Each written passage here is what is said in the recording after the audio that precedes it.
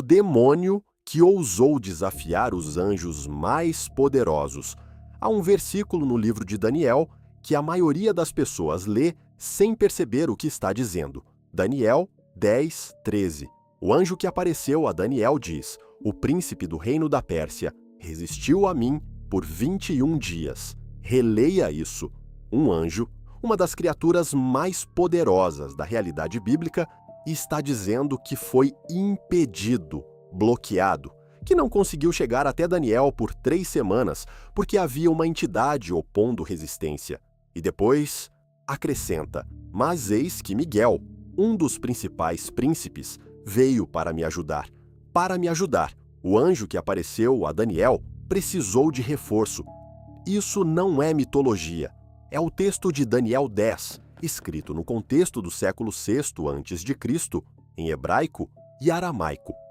E é um dos textos mais perturbadores e menos discutidos de todo o Antigo Testamento. Para entender o que está acontecendo, precisamos entender quem é Daniel. Daniel estava em Babilônia.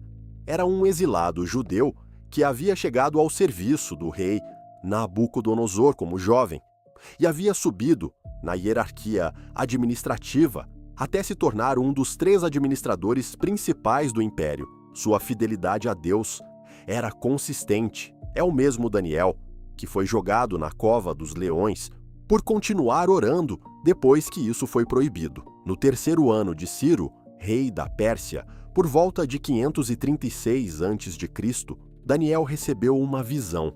O texto diz que Daniel estava de luto por 3 semanas inteiras. Não comia pão delicado, não bebia vinho, não se ungiu. E então, às margens do rio Tigre, a visão chegou. O que Daniel viu não é descrito com a linguagem suave que as histórias infantis usam para anjos. Um homem vestido de linho fino, cujos lombos estavam cingidos com ouro de Ufaz. Seu corpo era como topázio, seu rosto como o aspecto do relâmpago, seus olhos como achotes de fogo, seus braços e seus pés como o brilho de bronze polido, e o som de suas palavras como o som de uma multidão.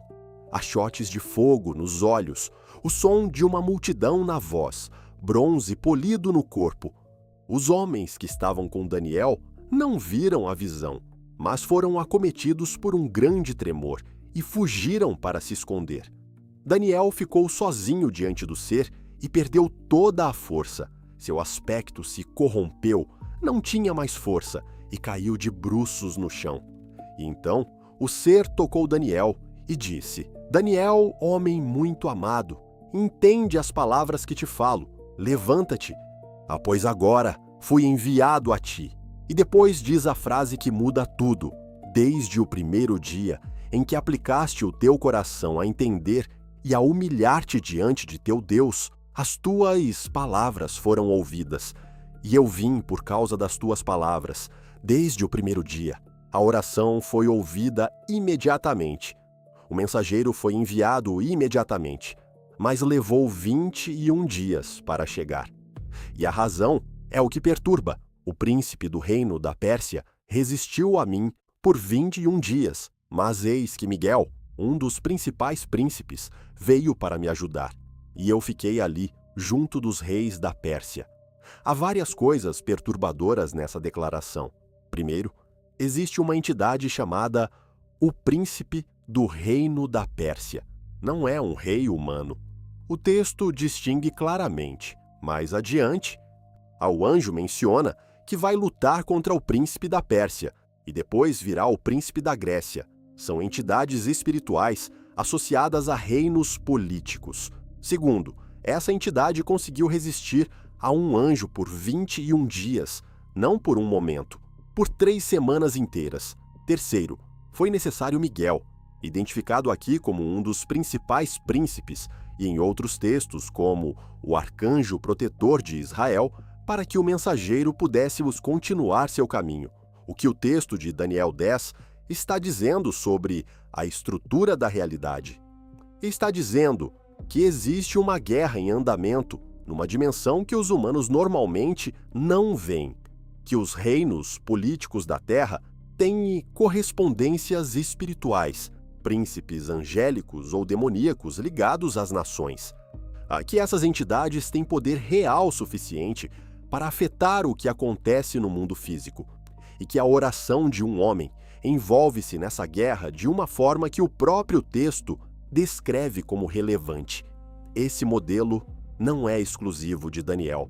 Paulo, na carta aos Efésios, escreve: "Não temos que lutar contra o sangue e a carne, mas contra os principados, contra as potestades, contra os príncipes das trevas deste século, contra as hostes espirituais da maldade nos lugares celestiais." Principados, potestades, príncipes das trevas. A estrutura é a mesma. Há uma hierarquia de entidades espirituais que Paulo chama de governantes, autoridades, poderes das trevas, forças espirituais do mal nos lugares celestiais. Mas voltemos a Daniel 10, porque o texto tem mais.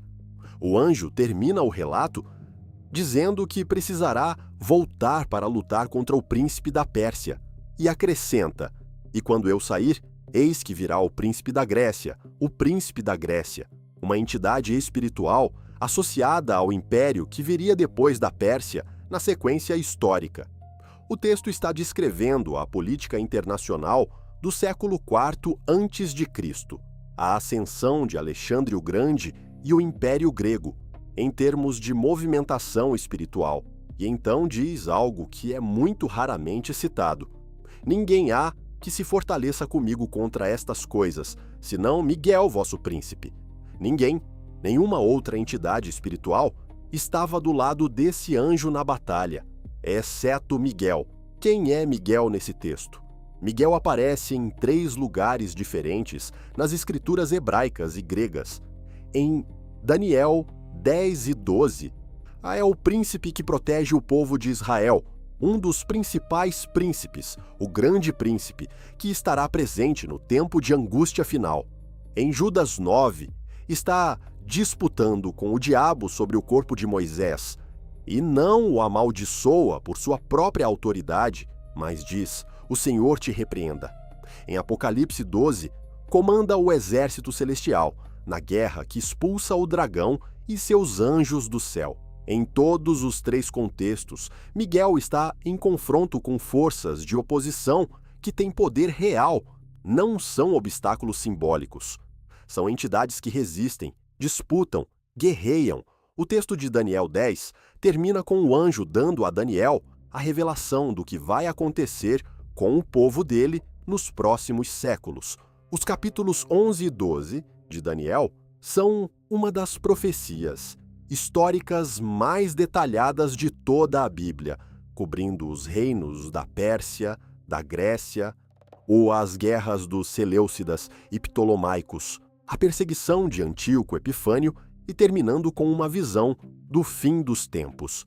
Mas antes de entregar a profecia, o anjo diz a Daniel: "Sabes por que vim ter contigo? E agora voltarei para lutar contra o príncipe da Pérsia. E quando eu sair, virá o príncipe da Grécia." E então acrescenta a frase que fecha o capítulo com um peso diferente: "Porém, eu te mostrarei o que está escrito no livro da verdade." Há um livro, há registros. O que vai acontecer com as nações já está escrito de alguma forma. E o anjo que precisou de reforço para atravessar a oposição de uma entidade espiritual está prestes a revelar o conteúdo desse livro a um homem que estava deitado com o rosto no chão, às margens do Tigre. O que Daniel 10 está dizendo que não se encaixa bem nas versões simplificadas da espiritualidade. Chloe está dizendo que a oração não funciona por um mecanismo automático, onde Deus simplesmente decreta e acontece. O texto mostra um mensageiro enviado imediatamente quando Daniel orou, e levando 3 semanas para chegar, por causa de resistência.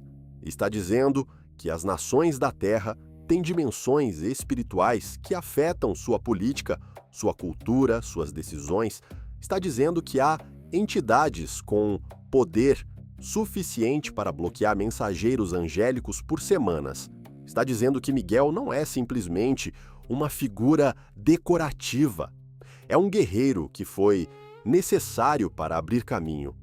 E há uma pergunta que esse texto coloca indiretamente para quem o lê com atenção. Se Daniel não tivesse orado, o mensageiro não teria sido enviado, pelo menos não naquele momento, naquele contexto. O texto diz explicitamente: desde o primeiro dia em que aplicaste o teu coração a entender e a humilhar-te diante de teu Deus, as tuas palavras foram ouvidas, e eu vim por causa das tuas palavras, não por causa de um decreto independente, por causa das palavras de um homem em luto há 3 semanas, às margens de um rio. E durante essas 3 semanas, enquanto Daniel não sabia que seu mensageiro estava preso numa batalha espiritual, ele continuou, não comendo pão delicado, não bebendo vinho, não se ungindo, esperando sem saber que havia algo pelo que esperar. A narrativa de Daniel 10 é curta, 30 versículos, mas o modelo de realidade que ela pressupõe é um dos mais complexos de todo o texto bíblico. Um universo onde há uma guerra espiritual real em andamento, onde as nações são reflexos de conflitos invisíveis, onde a oração de um homem pode ser a razão pela qual um anjo foi enviado, onde esse mesmo anjo pode ser bloqueado por 3 semanas por uma entidade que o texto chama simplesmente de Príncipe da Pérsia, onde o arcanjo Miguel precisou intervir, e onde, no final de tudo isso, um homem prostrado no chão, às margens de um rio, recebeu as palavras de um ser com olhos de fogo e o som de uma multidão na voz, e ouviu: homem muito amado, não temas, Pai seja contigo, fortalece-te sim, fortalece-te.